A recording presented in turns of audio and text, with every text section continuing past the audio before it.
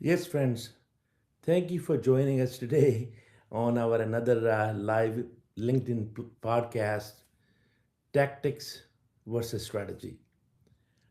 We have been talking about the three-dimensional negotiation, of course, technical, strategic, and tactical, and what's going on in the United States and in the whole world, and how does that impact our businesses. Today, we are going to talk about really can tactics hide technical failures? If we have really inherent flaws in our strategy, then can really tactics overcome that? Certainly, we know that the answer is no. However, we are going to analyze our current, Iran war situation in this whole scenario. So, as you have seen, that basically we have been flip flopping. We have been going back and forth, forcing, pushing, and then pulling, pushing, pulling, push pull strategy. That reminds me of supply chain. That how you can push your product up, really create a pull strategy that the customer really wants your product. So over here we have been really doing push pull strategy, and that's all push pull strategy is okay if we have the technical understanding of the issue, and we have technical soundness, and then we have a strategic direction. It seems to me that we are really playing all this without really sound technical analysis or really long-term strategy. We are really doing all that based on tactics. And as I have told you, my personal experience with President Trump and analyzing his entire, negotiation strategy, he's all about tactics. In my humble opinion, tactics are important, but if they are played without really understand your technical capabilities or understanding all stakeholders technical capabilities and strategies, then honestly your tactics alone will not survive and will not create a success. So as you have seen just today in Wall Street Journal, in New York Times, that basically reality is that we are falling short on our interceptors, but we are actually calling this again that okay, we like to talk again because Iran is approaching again, and maybe we can really give diplomacy another chance.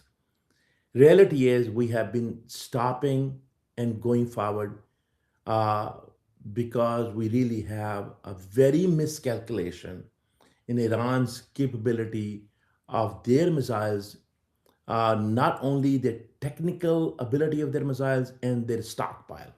The biggest question is really what is their stockpile?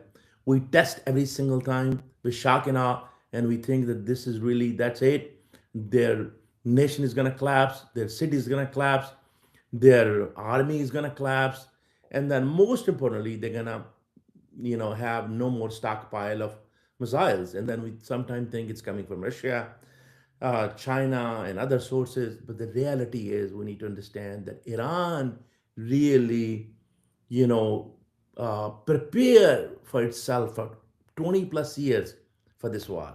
And now we can understand why Iran was not eager to sign a deal, because they also understand that if we really sign a deal without really some guarantees and some practical solutions, then it would be very short lived, and America and Israel will build their stockpile and then they'll come back again.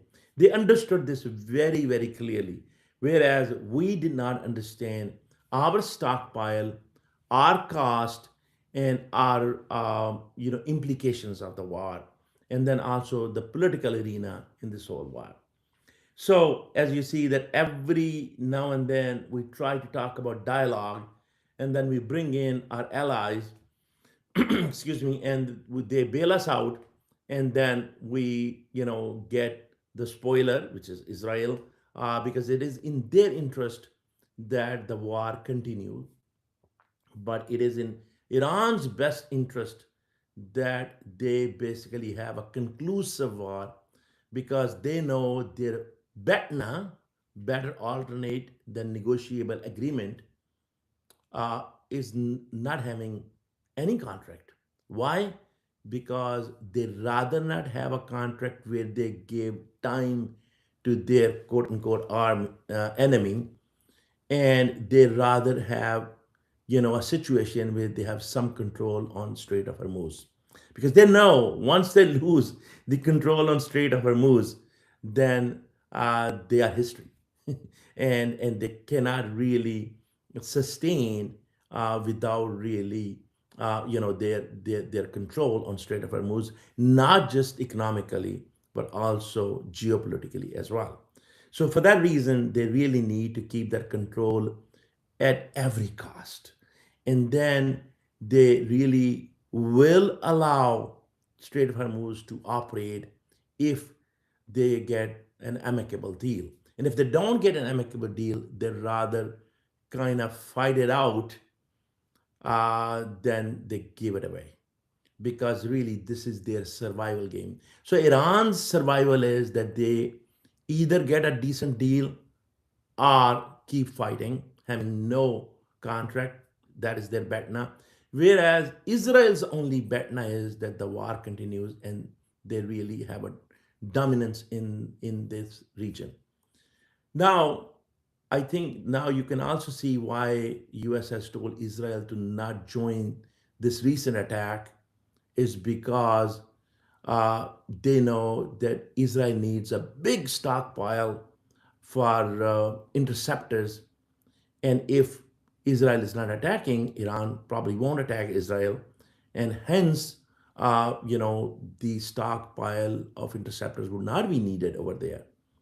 But Trump really announced a few days ago, oh, we're gonna really again give a peace a chance, and they're gonna again bring in, my dear Field Marshal Asim Munir. Now, Asim Munir is another dictator in Pakistan who's running the Shah, and dictators need some sort of confidence from the world, and from the biggest economy. They need a confidence from Trump, and Trump needs their help to help kind of uh, delay and and do these type of tactics. So it's kind of very interesting that how different powers are using each other at different power centers, and dictators are using each other. So Iran knows that what Pakistan is doing, but then since they are neighbors, they have to keep it cordial. They have to give each other a chance. But at the same token, they both know that what is in it for each one of them. So they know their stakeholder analysis. Pakistan know that they need to keep somewhat cordial with Iran and with Saudi Arabia and rest of the Gulf countries. And then they also have to keep very, very cordial with China and US. So Pakistan is in a pretty hard situation. And then of course Kuwait is in a very similar situation, but it's not, as hard as even Pakistan. And then when you go into US, of course, Trump really needs these leaders to help him out whenever he needs it. And that also is helping actually his strategy on, running the stock market, because stock market love change. And every time the change occurs, his friends really benefit from it. And the stock market has been doing great with this change. And so he doesn't mind.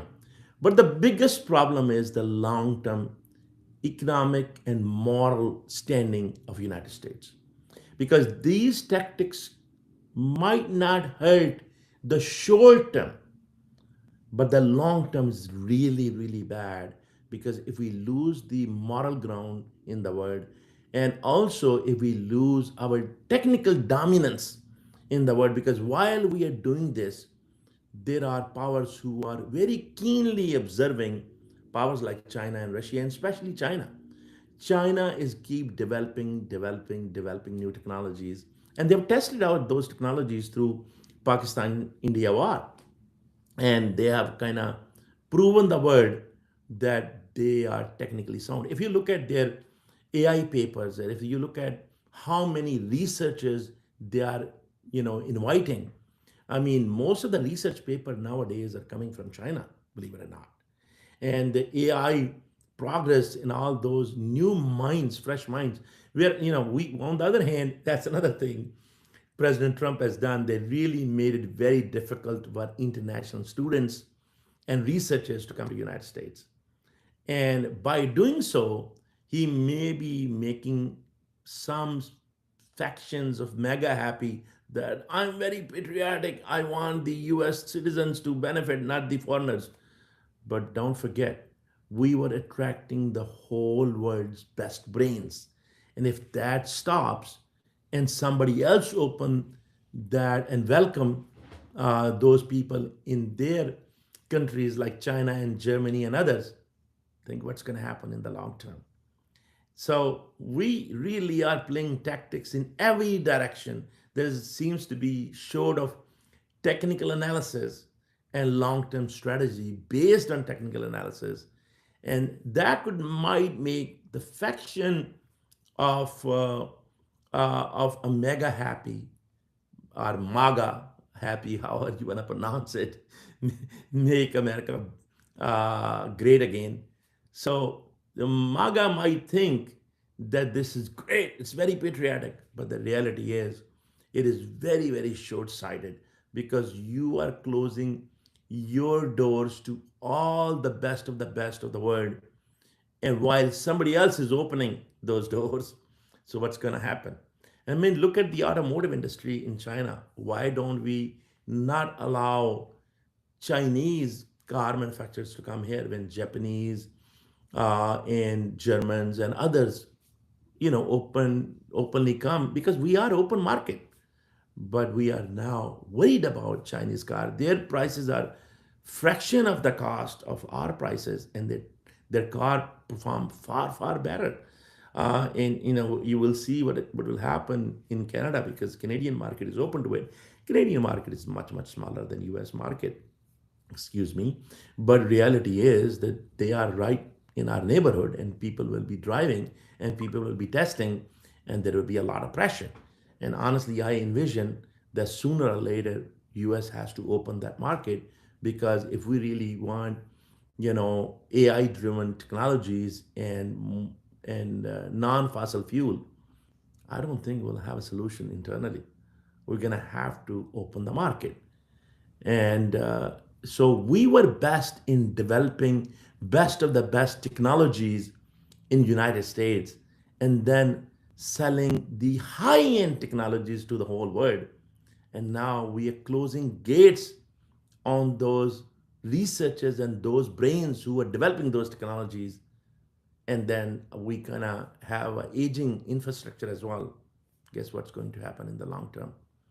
So it's very, very important that we understand and analyze any situation in business or even in war technically, and then have our strategy built based on that tactics and then execute it with all these three dimensions. And that's what I have been talking about, that it's not one dimensional approach.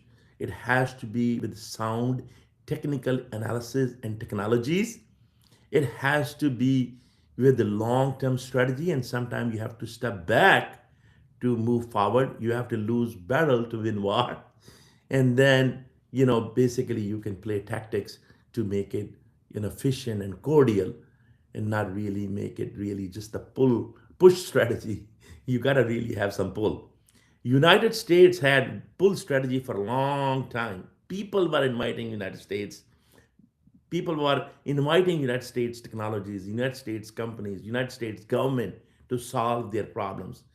Now we are shoving and pushing these things to Gulf countries, whether that is $1 trillion investment from Saudi Arabia, which I don't know if it's going to happen or not, whether that is really trying to sell our planes and our ammunition and our technologies. But we know more and more and more Chinese technology is becoming very popular and they're a fraction of the cost. And then, honestly, First time in the US history, even US dollar is having a competition with yuan. And people are thinking about, especially the Gulf nations are thinking about doing their trade in yuan and those type of things. So somebody said it very nicely that Trump got the best deal, which was negotiated by J.D. Vance, but unfortunately, he blew it out because of two reasons. One, Israel, who's the biggest spoiler, like I was telling you, and also his personal kind of desire to be a big man and always use tactics and feel that he kind of somehow, somehow he won this whole war. So it may be the best time right now to step back and think long term and try to think big and act small instead of just acting small and thinking big. Instead of just talking big and not having any true technical sound strategy at all. So I think what I'm trying to gain here is that if you believe in your tactics, you must understand your stakeholders, technical abilities, and have a sound strategic vision, direction, platform, in an analysis that really execute properly. And that is possible if you are more realistic and have these three dimensions in mind instead of just playing tactics. Until next time, God bless you all, and we'll continue this series and discuss further. Thank you.